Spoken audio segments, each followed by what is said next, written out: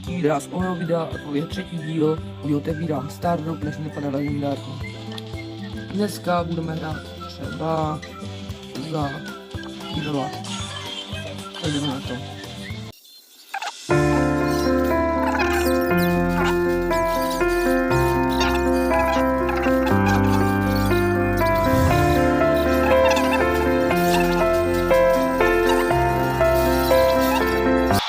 Tak, teďka jsem hrál hru a jdeme si otevřít Stardrop. Teďka si na to nastíníme a jdeme na to.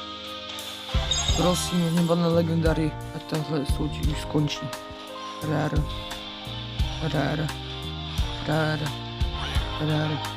Třetí den rare, takže se uvidíme zase zítra.